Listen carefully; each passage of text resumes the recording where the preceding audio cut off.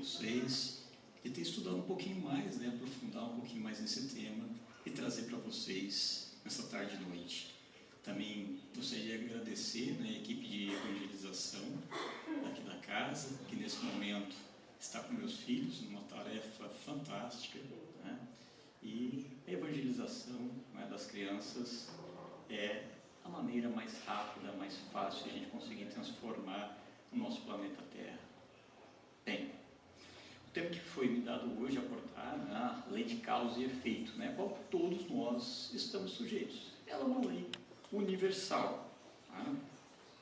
Assim como a lei da igualdade, né, a lei da sociedade, e que estão muito bem detalhadas no Livro dos Espíritos, nas bem-aventuranças, né? E, infelizmente, né, ainda hoje, muitas pessoas acham que tudo de ruim ou todas as aflições que acontecem a ela em todos os dias, ou é porque Deus não está olhando para elas, ou porque algum antepassado fez algo de muito ruim, ela está pagando por aquilo hoje, né? Mas nada disso é por acaso, né? É isso que a gente vai ver pela lei de causa e efeito. Bem, também existem muitos que ou nascem e às vezes conquistam a fama, o dinheiro e poder, e se acham às vezes também privilegiados, escolhidos por Deus aqui na Terra, né? Mas isso também não é por acaso, né? Para entender a justiça divina, né, de como Deus é bom e misericordioso conosco, precisamos entender a pedagogia que está por trás da lei de causa e efeito. Bom, com ela, todo ato realizado, né, tem uma consequência, é um efeito. Para todo efeito que é inteligente, há de ter uma causa, uma força inteligente por isso.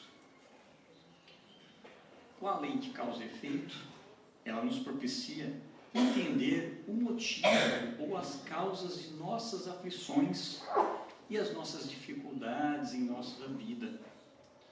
Para que, ou qual que é a finalidade será das aflições em nossa vida?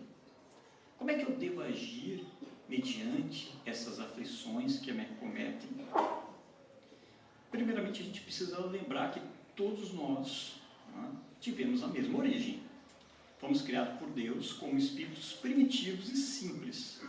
E todos nós também temos o mesmo objetivo, que é um dia chegar a ser um espírito puro, né? Mas temos uma longa jornada para percorrer. Também precisamos lembrar que ninguém é privilegiado nessa longa jornada. Todos nós passamos pelas leis de Deus, que regem o universo. Entretanto, né, os caminhos que alguns de nós escolhem ao longo dessa jornada, dessas encarnações, né, ou melhor, os caminhos que nós escolhemos diariamente nessa única, né, nessa existência atual dessa encarnação, né, para chegar a Deus, variam muito, claro, de indivíduo para indivíduo. Naturalmente, cada indivíduo é único, né? Entretanto, alguns escolhem alguns caminhos tortuosos, alguns atalhos, imaginando que conseguiriam, né, burlar as leis. Se conseguindo burlar as leis dos homens, iriam conseguir burlar as leis universais de Deus. Bem, com isso, podem levar naturalmente muitas encarnações para aprender. E cada indivíduo tem o seu chamado momento de despertar, né? Assim, né, pegar um exemplo, como naturalmente nós vamos trabalhar, e estamos trabalhando, e estamos às vezes acostumados a acordar todo dia 4, 5 horas da manhã, né? É natural que o hábito do dia a dia, anos acordando naquele horário, às vezes para trabalhar, às vezes nem o despertador precisa despertar, a gente naturalmente já acorda antes até do despertador, isso é natural, vai como um hábito, né? Depois eu vou trazer de novo esse aspecto aí, né? E às vezes, naturalmente, algumas pessoas demoram um pouquinho mais para despertar, às vezes o alarme toca, fica o dia inteiro tocando e não desperta, mas isso tem a ver, claro, com alguns aspectos, mas a gente tem que trazer isso também para o nosso dia a dia. O que é o despertar, né, na questão da tarefa, da nossa missão aqui na Terra? Bem, Nesse aspecto de despertar, eu trago um trecho, né, do livro Falando a Terra, de Espíritos Diversos, de Chico Xavier, 1951, que na mensagem inicial de Emmanuel, ele traz esse aspecto ligado à importância do nosso despertar, né? Então, almas que ajudam e consolam, animam e esclarecem. Não temos, todavia, qualquer dúvida, não obstante o mérito de que exprimem. Muita gente prosseguirá sonâmbula e entorpecida, e que o despertar varia ao infinito. A gazela abre os olhos ao canto do pássaro. A pedra, entretanto, somente acorda a explosão de dinamite. Resta-nos, porém, a confortadora certeza de que, se há milhões de almas anestesiadas nos enganos da carne, já contamos um mundo com milhares de companheiros que possuem ouvidos de ouvir. Bem, Emmanuel traz nesse trecho, ludicamente, né, que, naturalmente, todos os espíritos aqui encarnados, cada um tem o seu momento de despertar. Alguns despertam rapidamente, têm a sua evolução muito mais rápida, enquanto outros, naturalmente, vão demorar muito mais tempo, enquanto não tiverem os chamados ouvidos de ouvir, né? Emmanuel também traz, né, alguns aspectos que, né, nós vamos aprender, seja pelo amor ou pela dor, né? Tanto quanto o amor quanto a dor são mecanismos educativos, os quais têm 3 premissas essenciais. A primeira delas é o arrependimento, ou seja, reconhecer o que está errado, o que está sendo feito em desacordo com as leis de Deus. O segundo aspecto é a expiação, né? E o terceiro é a reparação ou a compensação. Esses 3 mecanismos, claro, naturalmente, pode acontecer simultaneamente numa única encarnação para cobrir os nossos atos falhos do passado, mas às vezes são necessárias várias encarnações para ocorrerem, né? E às vezes, né, são necessárias dezenas, centenas de anos, porque às vezes uma falha por nós cometidas, que de certa forma, né, acabou atingindo dezenas ou milhares de pessoas, né? Quanto tempo eu vou precisar para conseguir reunir todas as pessoas para realmente exercer, né, não só o arrependimento, a expiação, a reparação? Entretanto, né, como Deus é bom, misericordioso, né, a gente tem, pela lei de causa e efeito, alguns aspectos importantes nessa questão dessa balança, né, desses atos cometidos. Por isso, estudar a lei de causa e efeito traz como motivações 4 aspectos fundamentais no aspecto da doutrina espírita. Primeiro, é estudar, né, o mecanismo, né, da justiça divina. Segundo, é ilustrar que o funcionamento dessa lei começa em nós mesmos. Terceiro, propor reflexões sobre o nosso posicionamento dentro da nossa vida. E o quarto, estimular a nossa reforma íntima, né? A lei de causa e efeito, né, em nossa vida, né, funciona como meio de evolução natural e também serve como um alerta para nos mostrar o caminho que devemos percorrer. Kardec, brilhantemente por meio dos espíritos superiores, nos apresenta a lei de causa e efeito em alguns itens do Livro dos Espíritos, especialmente nas questões 399 e 807, que eu vou comentar, e também no Evangelho segundo o Espiritismo, principalmente no capítulo 5, Bem-aventurados aflitos. Não é à toa que esse é o maior capítulo do livro do Evangelho segundo o Espiritismo. Também traz esses aspectos no capítulo 8, Bem-aventurados os que têm coração puro, e no capítulo 17, Sede perfeitos. Assim como Chico Xavier, por meio de André Luiz, Emmanuel, Leon Denis, alguns trechos que eu vou comentar, assim como Amélia Rodrigues, Divaldo, Richard Simonet e muitos outros autores espíritas trazem muitos exemplos e ensinamentos da lei de causa e efeito na nossa vida. Para compreender primeiro, né, a lei de causa e efeito, é importante a gente contextualizar, né, os fatos históricos, né, ou de certa forma direto, pensando como tem evoluído a justiça dos homens, que ainda hoje, claro, naturalmente está muito aquém da justiça divina, né? Então, pegando 3 fatos históricos, pegando lá com Moisés, cerca de 1400 anos de Cristo, depois com Jesus e depois com o Espiritismo. A gente vai ver como as leis humanas foram modificadas ao longo do tempo para poder comparar com a lei da justiça divina. Então, bem antes de Moisés, as ações entre as pessoas eram instintivas, devido ao primitivismo natural das pessoas. Então, naquela época, eram necessárias leis mais primitivas, porque o homem era muito mais bárbaro, muito mais primitivo, e não tinha considerações sobre o seu semelhante. Ele só era contido o quê? Sob condições de medo e castigos, tão assim, mais cruéis do que como ele fora praticado.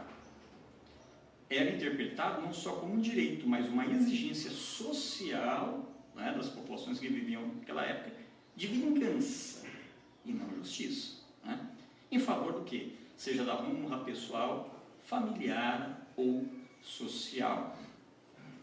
Já por volta de 1700 a.C., no reino da Babilônia, tivemos uma evolução, que até esse momento, às vezes um sujeito cometia o crime com uma pessoa e provocava o desencarne dessa pessoa, aquilo se refletia como aquela família vir e, de certa forma, acabar exterminando, acabar fazendo com que toda a família daquela pessoa viesse a desencarnar, infelizmente. Por isso que é caracterizada essa época como uma vingança. Lá em 1700 a.C., tivemos a evolução que começou a vigorar a lei do talião. Melhorou um pouquinho? Sim, melhorou um pouquinho. Por que melhorou um pouquinho? Ela tinha como base a lei de Hammurabi, e foi o primeiro código escrito, onde essas leis eram passadas ao longo das gerações. E ao contrário do que muitos pensam, talião, o nome próprio que vem do latim, talionis, que significa como tal, idêntico.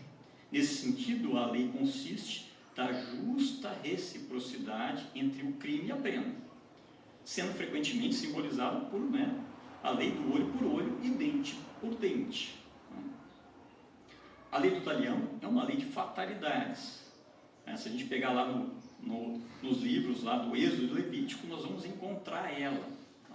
Mas é claro que essa lei ainda precisava evoluir muito. Até Mahatma Gandhi traz um exemplo que de olho por olho e dente por dente, o mundo acabará cego e sem dentes.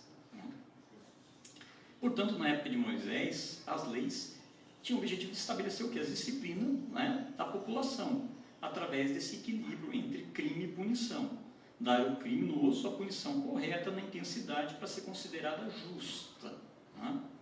O fundamento era o que? A proporcionalidade, ou melhor, equivalente a estabelecer limites de pena para que as autoridades na época aplicassem as leis. Mas qual que era a razão essa? Primeiro era evitar aqueles ciclos criminosos de vingança que ocorriam antes da época de Moisés. Para evitar também que houvesse a opressão social dos mais fracos, dos mais pobres, evitar reações violentas e desproporcionais como já existiam. E começava com um princípio regulador para melhorar as leis humanas. Já com a primeira revelação de Moisés, a existência de um Deus único e supremo, por meio da chamada primeira psicografia que se tem de registro, através dos 10 mandamentos, ainda assim, as leis eram ainda primitivas e impositivas. Já com a segunda revelação, trazida por Jesus, ele trouxe a correta interpretação das leis de Deus. Também fundamentou a nossa compaixão progressiva e trouxe o amor ao próximo e a Deus sobre todas as coisas.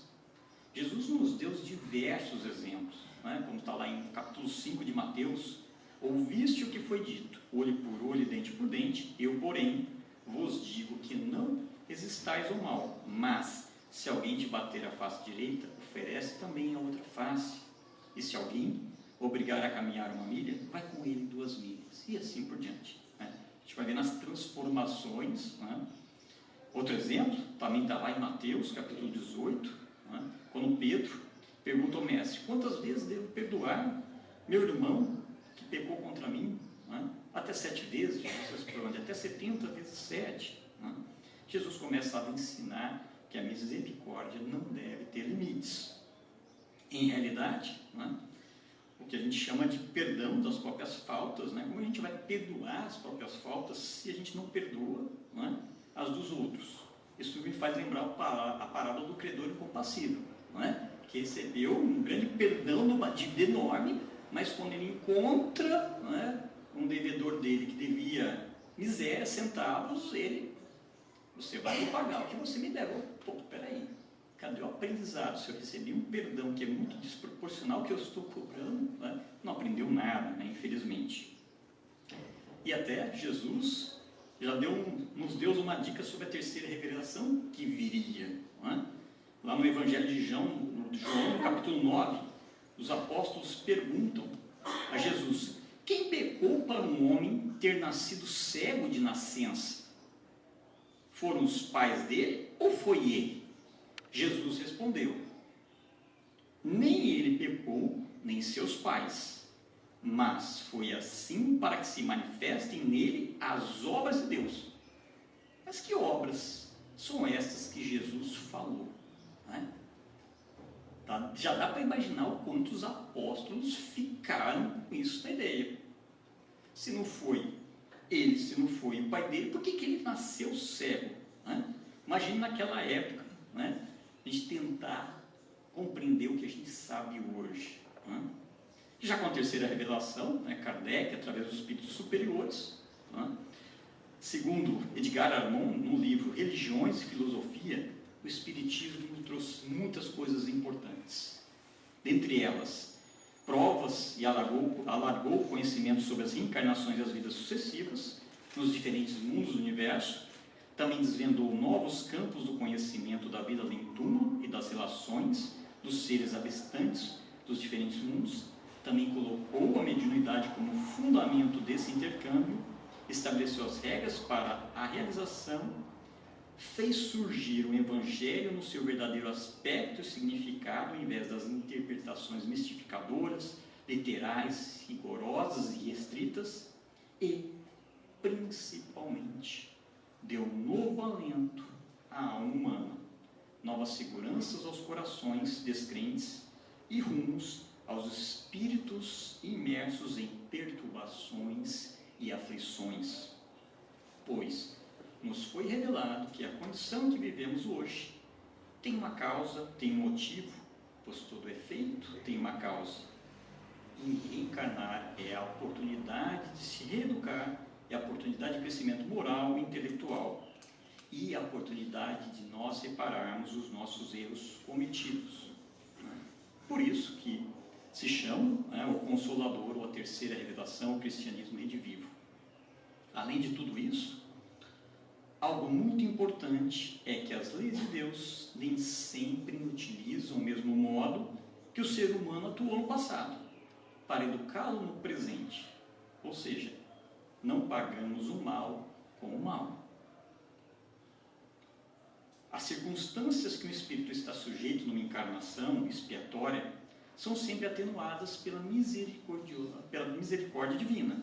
Às vezes, o período que nós estamos no plano espiritual, nós como os espíritos, podemos ou estamos atravessando sofrimentos resultantes das nossas atitudes quando encarnados, quando estávamos no corpo físico. Na nossa tela mental, né, aquele filme passa continuamente. Ao reencarnar para aprender, os processos que estará sujeito poderão não ser idênticos a que proporcionou aos outros, em face do que aprendeu no período que estava no plano espiritual, bem como em função do que possa ter começado a praticar na nova reencarnação. Para exemplificar a lei de causa e efeito, o exemplo que eu trago é o caso do Saturnino Pereira, que está lá no livro A Vida Escreve, por Chico Xavier, pelo espírito de Hilário Silva. Basicamente se trata de um homem que, em virtude dos seus débitos do passado, deveria perder o braço. No entanto, por conta de sua aplicação no bem desde a infância, ele abreviou os seus débitos e perdeu somente um polegar. Então, Saturnino Pereira, entrando no capítulo, era um dos melhores homens, amoroso, mordomo familiar, muito humilde, uma caridade em pessoa, onde houvesse dor a consolar, aí estava ele de plantão. Não só isso, no trabalho era amigo fiel do horário e do otimismo. Nas maiores dificuldades era um sorriso generoso, parecendo um raio de sol dissipando as sombras. Por isso mesmo, quando foi visto de mão a sangrar junto à máquina em que era o condutor, todas as atenções se voltaram para ele, entre o pasmo e a amargura.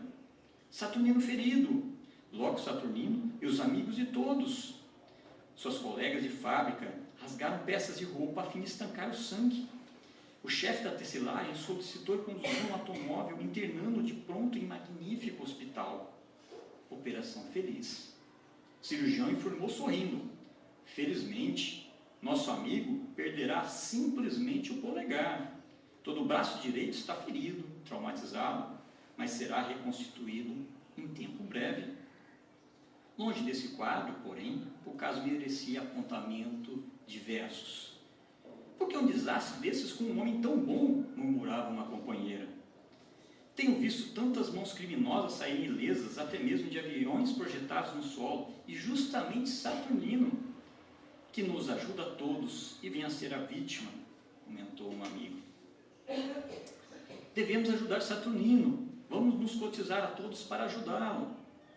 Mas também não faltou quem dissesse: que adianta a religião tão bem observada? Saturnino é espírita convicto e leva a sério o seu ideal. Vive para os outros. Na caridade é um herói anônimo. Porque o infausto acontecimento, expressava-se um colega materialista.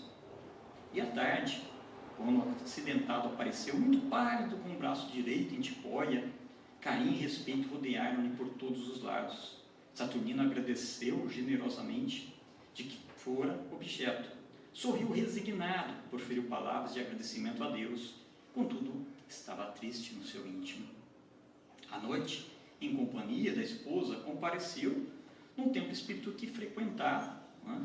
Apenas 10 pessoas, habitualmente no trato dos sofredores, uma reunião mediúnica. Consagrado ao serviço da prece, operativo em sua cadeira humilde, esperava o encerramento, quando Macário, o orientador espiritual das tarefas, após traçar diretrizes, dirigiu-se a ele bondoso: Saturnino, meu filho, não creia desamparado, nem se entregue à tristeza inútil. O pai não deseja o sofrimento dos filhos. Todas as dores decretadas pela justiça divina são aliviadas pela divina misericórdia. Toda vez que nos apresentamos em condições de desagravo, hoje você demonstra indiscutível abatimento. Entretanto, não tem motivo. Quando você se preparava para mergulhar no berço terrestre para encarnar, programou uma excursão presente. Excursão de trabalho, de reajuste, acontece por lei que formulou uma sentença contra você mesmo.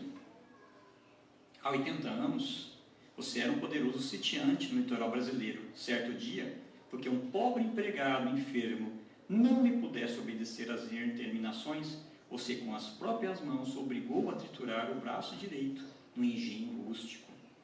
Por muito tempo, no plano espiritual, você andou perturbado, contemplando mentalmente os fatos e acontecimentos, e aqueles gritos te ecoavam no seu coração. Por muito tempo, e você implorou a existência humilde em que viesse a perder no trabalho o braço mais útil. Mas você, Saturnino, desde a primeira mocidade, ao conhecer a doutrina espírita, tem os pés no caminho do bem aos outros. Você tem trabalhado, esmerando-se no dever. Não estamos aqui para elogiar, porque você continua lutando. O plantio disso ou daquilo só pode ser avaliado em definitivo por ocasião da sua colheita. Sei, porém, que hoje, por débito legítimo, alijaram você todo o braço, mas perdeu só um dedo. Regozija-se, meu amigo. Você está pagando em amor seu empenho à justiça. De cabeça baixa, Saturnino derramava lágrimas, mas lágrimas de conforto, de apaziguamento e de alegria. Na manhã seguinte, mostrando um rosto amorável e sorriso, ele compareceu pontualmente ao serviço. E o fiscal do trabalho, do relógio, estranhou o procedimento, porque ele estava com 30 dias de licença médica, e aí Saturnino simplesmente respondeu para ele: O senhor está enganado, não estou doente, fui apenas acidentado e posso servir para alguma coisa. E caminhando dentro da fábrica, falou com todos. Graças a Deus. Bem, esse é um. A gente tem muitos outros casos, não é? Lembrar aqui o caso de Jesus Gonçalves, não é? O poeta das Chagas Redentoras, a qual passou pela expiação, não é? De sofrimentos físicos e morais devido a hanseníase, que na sua época não tinha cura, mas ele agiu com resignação e trouxe alívio, não é? Aos que estavam com ele reclusos em tratamento nas colônias. Não é? Se a gente lembrar isso lá por volta de 1930, não é? Ainda existiam leis que quem tinha ou era diagnosticado, tinha hanseníase, tinha que ser excluído da sociedade e colocado nas colônias sem a possibilidade de convívio com a sociedade. Né? Ele, né, que era um poeta, né, e conhecia muito bem a doutrina espírita, né, escreveu diversos poemas, um deles que eu gosto é esse daqui. Bem-haja o sofrimento mais pesado, que apazigue os nossos erros do passado e nos prepare às glórias do futuro. Também lembro de Jerônimo Mendonça, né, conhecido como o Gigante Deitado, né, a sua fé inabalável, a sua resignação, a sua paciência, a sua humildade no trabalho pela divulgação da doutrina espírita. Bem, todos nós somos livres para pensar e para agir graças ao nosso livre-arbítrio. Mas, se temos maus pensamentos, más ações, esses naturalmente vão determinar as consequências, o efeito na nossa vida atual ou futura, devido à lei de causa e efeito. Leon Denis, no livro Depois da Morte, no capítulo O Alvo da Vida, ele nos traz: a vida atual é consequência direta e inevitável das nossas vidas passadas, assim como a nossa vida futura será a resultante das nossas ações presentes, da nossa maneira de viver. Nossos destinos são idênticos, não há privilégios nem deserdados. Todos percorrem a mesma vasta carreira através dos mil obstáculos. Todos são chamados a realizar os mesmos fins. Não há provas eternas, mas sim reparações proporcionais às faltas cometidas. Não temos outro juiz, nem outro carrasco, a não ser a nossa própria consciência, conforme está lá na questão 621 dos Livros dos Espíritos. O que em nossa ignorância chamamos de injustiça da sorte, não é senão a reparação do passado. O destino humano é um pagamento do débito contraído entre nós mesmos para com essa lei. Leon Denis, também, mas agora no livro O Problema do Ser, do Destino da Dor, também um parágrafo importante. O homem tem que reparar no plano físico o mal que fez no mesmo plano. Tornar o descer do cadinho da vida no próprio meio, onde se tornou culpado, para junto daqueles que enganou, despojou, espoliou, sofrer as consequências do mesmo modo que anteriormente procedeu.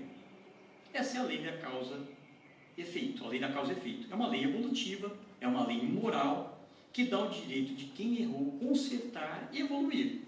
Como diz na epístola, o amor cobre a multidão de pecados. Podemos, ao errar, reparar este erro trabalhando em prol da vida. Ou seja, uma forma de atenuar as nossas provas e expiações, como a gente viu no caso de Saturnino, é pela reparação, pelo bem realizado. Sendo assim, a nossa reforma íntima e o nosso livre-arbítrio tem papéis fundamentais em nossa vida diária. Lá no livro Ação e Reação de Chico Xavier pelo Espírito de André Luiz, temos a seguinte afirmação: cada alma cria na própria consciência os créditos e os débitos, que lhe atrairão as alegrias e as dores, as facilidades e os obstáculos no caminho. Bem, portanto, não existe castigo, não existe prêmio, não existe sorte, são apenas consequências dos nossos atos, nossas atitudes e nossas decisões. O que acontece de bom ou ruim é fruto de nossos pensamentos e nossas ações, seja desses pensamentos e ações de outras encarnações, ou seja, do que estamos fazendo, praticando hoje naturalmente. Como princípios da lei de causa e efeito, a gente tem alguns aspectos importantes. entre eles que toda falta cometida, todo mal realizado, é uma dívida contraída e tem que ser paga, seja no presente ou no futuro. Não é? Assim como a gente contrai uma dívida no banco, a gente vai ter que pagar aquela dívida. Não é? A responsabilidade das faltas é toda pessoal. Ninguém sofre por erro dos outros, exceto se deu origem àquele erro. Não é? O arrependimento, a expiação, a reparação são as 3 condições necessárias para pagar os traços das faltas cometidas e as consequências. Os espíritos, não é, vão sofrer, seja no mundo espiritual, seja no mundo corporal, as consequências das imperfeições, como a gente viu o exemplo no caso do Saturnino. Lá no plano espiritual, o que ele cometeu ficava diretamente na sua tela mental, não é, passando a todo momento ali. Não é? Sendo toda imperfeição fonte de sofrimento, o espírito deve sofrer não somente pelo mal que fez, mas pelo bem que deixou de fazer na vida terrestre, como pelas consequências de sua missão. É claro que, eu não faço mal a ninguém, já está no bom caminho. Mas também não fazer bem a ninguém, não tem merecimento nenhum. É claro que é um princípio não fazer nenhum mal, mas fazer o bem necessário. O único meio de evitar ou atenuar as consequências futuras de uma falta está em repará-la, desfazendo-a no presente. A duração do sofrimento depende da melhoria do espírito culpado. Como o espírito tem o livre-arbítrio, o progresso, por vezes, se torna lento devido à grande obstinação que nós temos com o mal. O futuro e o presente são abertos a todas as possibilidades de reparação. Por isso, a lei de causa e efeito é uma lei divina. É uma lei divina que promove o quê? O acerto de contabilidade. A gente tem os nossos débitos, a gente tem os nossos créditos, e claro, um grande atenuador da misericórdia divina, que as circunstâncias, o nosso grau evolutivo, o nosso conhecimento, a nossa intenção, tudo isso pesa na balança, na contabilidade divina de Deus, na hora de trazer as nossas aflições no nosso dia a dia. Mas nós nos responsabilizamos por nossos erros. Isso é muito bom, pois aprendemos a tomar decisões corretas e também tomar consciência de que nossos equívocos ou nossas escolhas geram consequências que serão boas ou ruins, dependendo das escolhas que façamos diariamente. Lá na questão 807 do Livro dos Espíritos, que eu comentei inicialmente, Kardec perguntou: que se deve pensar dos que se abusam da superioridade de suas posições sociais para, em proveito, oprimir os fracos? Os espíritos responderam: merecem reprovação, ai deles, serão seu turno oprimidos, renascerão numa existência em que todos terão de sofrer tudo o que tiveram feito sofrer os outros. Na questão 399, também do Livro dos Espíritos, Kardec perguntou: sendo as vicissitudes da vida corporal expiação das faltas cometidas no passado e, ao mesmo tempo, provas com vista ao futuro, seguir-se-á que, da natureza de tais vicissitudes, se possa deduzir de que gênero foi a existência anterior? Os espíritos respondem: muito a miúde, é isso possível, pois que cada um é punido naquele onde pecou.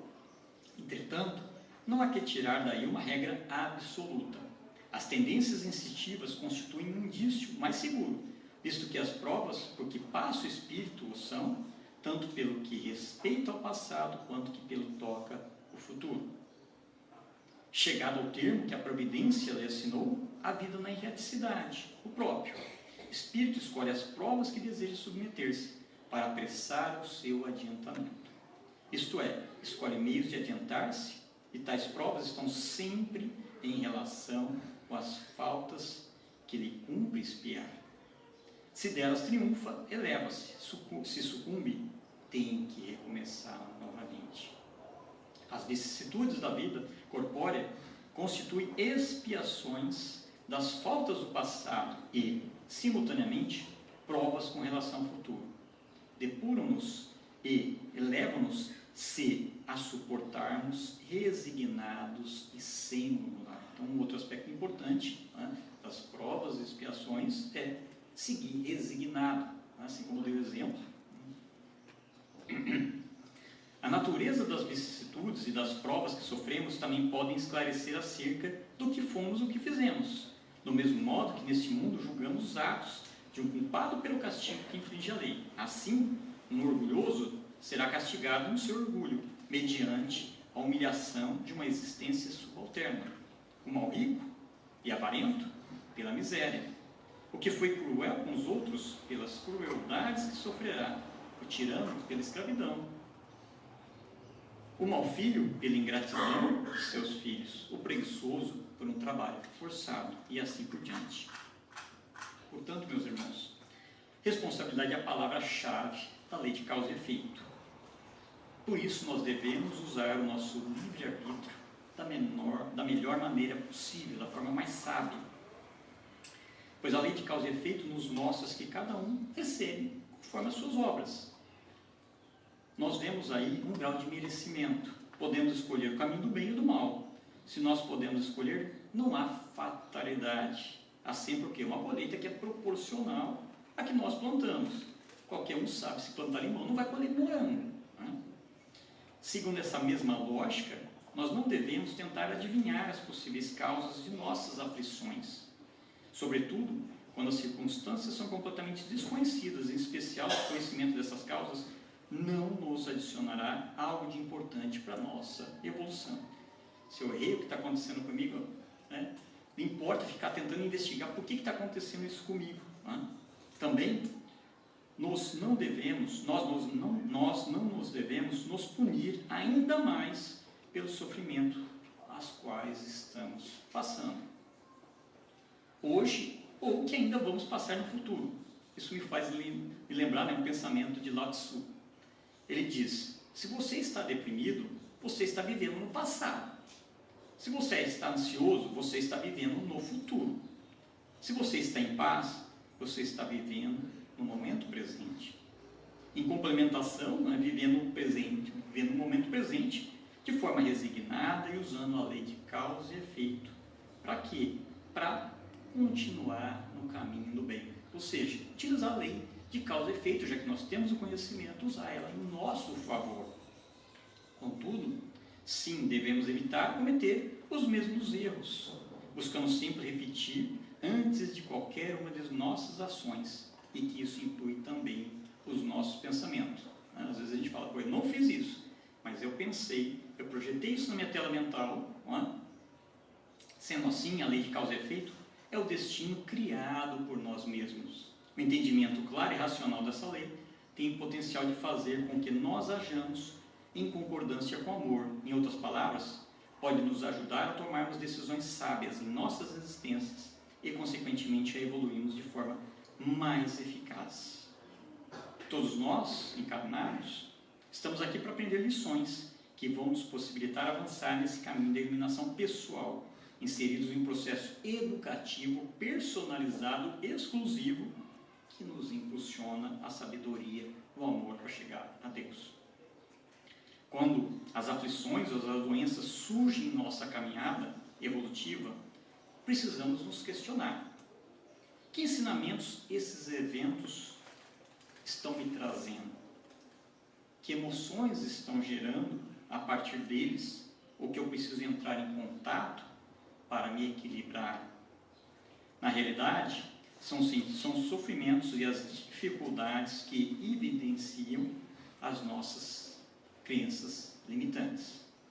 É urgente identificarmos as crenças limitantes motivadoras das nossas opções e dos nossos traços de personalidade. Porém, não alimentemos sentimentos de culpa que paralisam as sementes da mudança, pois estamos em processo evolutivo. Mas o que podemos fazer para facilitar o nosso processo educativo? Procurando ter escolhas, atitudes e condutas mais corretas, pois estamos plantando para o futuro. Quando vamos nos conscientizando disto e nos esclarecendo, será diminuída a intensidade e a extensão dos efeitos produzidos pelas causas anteriores das nossas aflições. Nossas atitudes hoje mudam o nosso amanhã. Portanto, em nossas mãos ter uma boa colheita ou má. É preciso difundir ainda mais a lei de causa e efeito, porque somos responsáveis por aquilo que estamos realizando, por aquilo que estamos produzindo, pelos nossos pensamentos que estamos emitindo, em benefício ou em prejuízo de alguém. Se houvesse mais conhecimento desse processo, todas as pessoas pensariam duas vezes antes de terem atitudes prejudiciais para si mesmo e para o próximo. A nossa reeducação tranquiliza a nossa alma, impede que continuemos a nos castigar e até a boicotar nossas possibilidades, a caminharmos mais tranquilos, procurando amar ao próximo como a si mesmo, através do trabalho e da atenção. Com o conhecimento da lei de causa e efeito, adquirimos força, coragem e sabedoria para vencer os sofrimentos e abrimos caminhos para viver de forma prazerosa, sem amarras do destino, e ao mesmo tempo criamos imensuráveis causas que trarão benefícios para a existência atual e também para as próximas. A partir do momento que mudamos a nossa maneira de visualizar a nossa realidade, os obstáculos e os sofrimentos da nossa vida vão passar a deixar de ser empecilhos para serem oportunidades, a nossa mola propulsora do nosso desenvolvimento moral. Quando nos conscientizarmos verdadeiramente disso, administramos nossa vida de forma diferente do passado. Deixe de ser o foco das nossas atenções, pois não temos como apagar as causas realizadas e passamos a fazer causas positivas para superar as negativas. Isso a gente lembra essa frase do Chico. Chico disse: embora ninguém possa voltar atrás e fazer um novo começo, qualquer um pode agora fazer um novo fim. Tudo a ver com a lei de causa e efeito. O presente torna-se nosso palco principal, pois o que realizamos agora, neste momento, definirá todo o nosso futuro e as nossas próximas encarnações, e quantas encarnações a gente vai precisar para chegar a espírito puro. Ou seja, quanto mais estivermos conscientes da lei de causa e efeito, nossas atitudes serão mais responsáveis, benevolentes, e agiremos com o máximo respeito com a nossa vida e dos demais.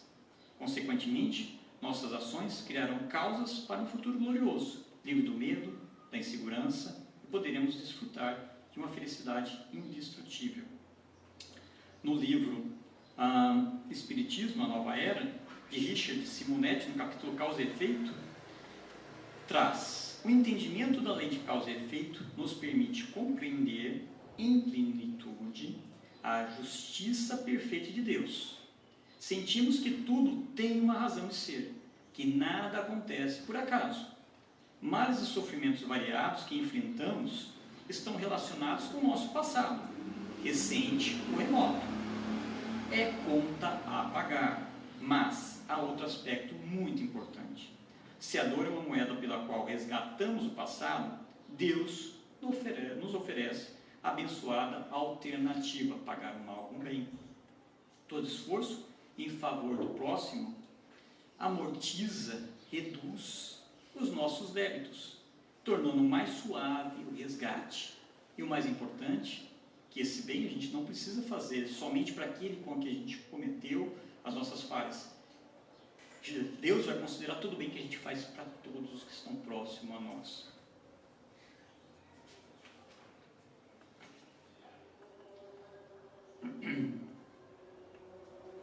É importante que reconhecemos, o que fazemos no mundo exterior é produto do nosso mundo íntimo, de nossas emoções, dos nossos pensamentos. Nossas emoções e nossos pensamentos surgem em nós, mas temos a escolha de deixá-los passar ou acolhê-los em nosso coração, assim como os conselhos que as pessoas nos oferecem. Podemos segui-lo ou não. Às vezes vem um pensamento ruim, ou a gente vai lá e tira aquele pensamento ruim, como diz o Chico, o pássaro pode voar na nossa cabeça, a gente não pode deixar ele pousar, assim como os pensamentos ruins.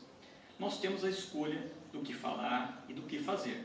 Essas nossas escolhas vão criando uma estrutura psíquica que vai se consolidando com o tempo e se transformando em uma perfeita programação mental que nos condiciona a agir e reagir às condições da vida de maneira idêntica, de forma mecânica, sem nos percebermos.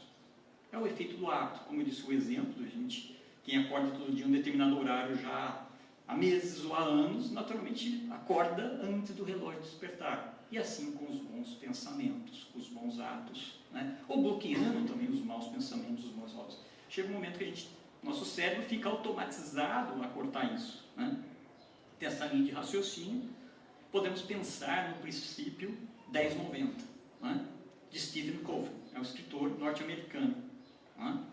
Mas o que é esse princípio 10-90? E o que tem a ver com a lei de causa e efeito? Bem, esse princípio diz que 10% do nosso tempo estão relacionados com o que se passa conosco e a qual nós não temos controle. Independe de nós. Pois são coisas e fatos que não dependem da nossa vontade. Já os 90% do tempo estão relacionados da forma como nós reagimos ao que se passa conosco. Ou seja, o exercício do nosso livre-arbítrio. Nós devemos usar nosso livre-arbítrio de forma sábia, o que significa dizer, amando a nós mesmos e amando o nosso próximo. Essa é a forma de se amar a Deus, tão bem demonstrada por Jesus aqui na Terra, e tão bem explicada pelo Espiritismo. Como exemplo dos 10% do tempo a qual não temos controle, não posso impedir que o sinal fique vermelho toda vez que eu estou atrasado para o trabalho, né? Que o avião o ônibus saia justamente no horário, no dia que eu atraso 1 minuto. Né? Que o motorista de ônibus não pare no ponto quando o ônibus já está cheio, está lotado. Que o trânsito engarrafe num dia de tempestade na cidade. Mas a gente pode controlar os efeitos. Como? Com as nossas escolhas. Né? Então, um exemplo que Stephen Covey traz, né? Imagine que você está tomando café da manhã com a sua família. Seu filho, ao pegar a xícara de café, deixa o café cair na sua camisa branca de trabalho. Você não tem controle sobre isso. Né? Os 10%, o princípio 10%. O que acontecerá em seguida será determinado por suas escolhas únicas e exclusivas.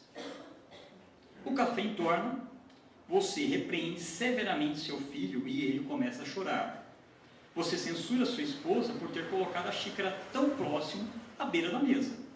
E tem prosseguimento uma batalha verbal na família. Contrariado e resmungando, você vai mudar a sua camisa. Quando volta, encontra seus filhos chorando ainda mais. E eles acabam perdendo o ônibus para a escola. Sua esposa vai para o trabalho, também contrariada. E você tem que levar seus filhos de carro para a escola. Como você está atrasado, você dirige em alta velocidade. É parado pelo guarda e é multado. Depois de 15 minutos de atraso, uma discussão com o guarda de trânsito e uma multa, você chega a uma escola, onde seus filhos entram sem se despedir de você. Ao chegar atrasado no trabalho, percebe que esqueceu sua mochila com notebook e a apresentação que ia fazer ao seu chefe e aos possíveis novos clientes da empresa. Bem, seu dia começou mal e parece estar ficando ainda pior. Você fica ansioso para o dia acabar e voltar para casa, mas quando chega em casa, todos estão de cara fechada, silenciosos e frios com você. Mas por que será que seu dia foi péssimo? Alternativa A, foi por causa do café que caiu na sua camisa? Foi por causa do seu filho que derrubou o café? Foi por causa da sua esposa? Foi por causa da multa de trânsito? Ou foi por causa de suas decisões e de sua cólera naquele momento impensável? A resposta correta. Alternativa E, você não teve o controle sobre o que aconteceu sobre o café, mas o modo como você escolheu reagir à sua decisão, seu livre-arbítrio naquele momento, naqueles minutos, foi o que deixou todo o seu dia ruim. Por isso, é fundamental fazermos uma pausa avaliativa e observarmos se estamos conduzindo a uma vida plena de realizações no bem, a harmonia do corpo e a mente nas relações. Perdoar os outros e a si mesmo é um caminho para a saúde integral do ser humano. Mas como exercitar o perdão no nosso dia a dia? Aprendendo a lidar com a irritação que as situações e muitas pessoas nos trazem já é um excelente passo. Agora vamos imaginar um cenário alternativo, quando o café entorna na sua camisa, e aí nesse momento, né, ou seja, com os hábitos ou naqueles segundos, pensássemos no verdadeiro sentido da palavra caridade como entendia Jesus, o BIP, né? Benevolência para com todos, indulgência para as imperfeições dos outros e perdão das ofensas. Como é que nós iríamos agir? Será que seria de outra forma? Com essa nova forma de agir, será que os 90% do nosso tempo no dia, como vão ser? Né? Como é que vai ficar a nossa contabilidade na lei de causa e efeito? Vamos pensar e refletir nesse aspecto? E se, naquele momento que o café caiu na nossa roupa, nós respondêssemos ao nosso filho: tudo bem, filho, acidentes acontecem. Depois de pegar outra camisa e a sua mochila com o notebook, você volta, olha pela janela e vê seus filhos pegando o ônibus. Dá um sorriso e ele retribui, dando adeus com a mão. E sua esposa, ao se despedir, lhe diz ao pé do ouvido: já estou com saudades. Você vai ao trabalho, apresenta o projeto, conquista um novo cliente e recebe elogios do seu chefe. À noite, você chega em casa e todos estão felizes, te aguardando para o evangelho no lar. Muita diferença? Sim. Duas situações iguais que terminam muito diferentes. Aqui temos um exemplo simples de como aplicar a lei de causa e efeito no nosso dia a dia em favor da nossa evolução moral. Né? Culpar os outros por nossas dificuldades é colocar sobre elas a responsabilidade de construir a paz e o equilíbrio no nosso mundo interno, nosso mundo íntimo. E ninguém pode fazer isso por nós. Nossa única fonte segura de bem-estar é a harmonia interior que construímos por meio dos estudos, reflexões, meditações, orações, prática do bem no hábito do dia a dia. Não temos o poder de mudar as pessoas, mas podemos mudar a nós mesmos, estabelecer uma nova forma de convivência, de maneira a não ferirmos ninguém e não sermos feridos. Mas, se precisarmos criticar, que façamos as críticas com cuidado e respeito, de forma reservada, cuidando do coração dos que nos cercam, estruturando a paz em nosso íntimo e na paciência do nosso lar. Mas, se há ruptura por desgaste de uma relação, oremos e amparemos, mesmo que à distância, entreguemos a Deus e caminhemos avançando, ajustando a nossa vida sem julgamentos. Allan Kardec, no fascículo 1 da Revista Espírita do ano 7, escreveu: no ponto em que estamos, a inteligência está bem desenvolvida para permitir ao homem julgar sabiamente o bem e o mal. É nesse ponto que a sua responsabilidade está mais empenhada, porque não se pode dizer dele o que disse Jesus: perdoar-lhe, Senhor, porque não sabe o que faz. Hoje não temos mais esse... Hoje não, desde 1857. Né? Logo, não podemos alegar ignorância. A Terra não é um planeta para almas infantes ou inocentes. E nós que estamos na doutrina espírita estamos comprometidos com Jesus, com o Espiritismo e o caminho de encontrar e chegar até o Deus. É colocar o pé na estrada de Damasco. Paulo questionou: Senhor, o que queres que eu faça? Hoje já sabemos. Com o conhecimento do Espiritismo, adquirimos força, coragem e sabedoria para vencer os sofrimentos e abrimos caminhos para viver de forma prazerosa, sem as amarras do destino, e ao mesmo tempo criamos imensuráveis causas que trarão benefícios para a existência presente e para as próximas. A partir do momento em que mudamos a nossa maneira de visualizar a realidade, os obstáculos, os sofrimentos da nossa vida deixam de ser empecilhos e se tornam oportunidades para o nosso desenvolvimento. Bem, meus irmãos, com o conhecimento do Espiritismo, em especial da lei de causa e efeito, que ela possa transformar as nossas aflições, em oportunidades de crescimento moral, assim como nós podemos utilizar o nosso livre-arbítrio para debitar as nossas dívidas, para chegar ao plano espiritual, à próxima reencarnação, devendo ainda menos para a nossa próxima encarnação. Lembremos que a reforma íntima e o uso correto do nosso livre-arbítrio pode nos auxiliar em benefício ao próximo. Com isso, a nossa felicidade está em paz, a consciência tranquila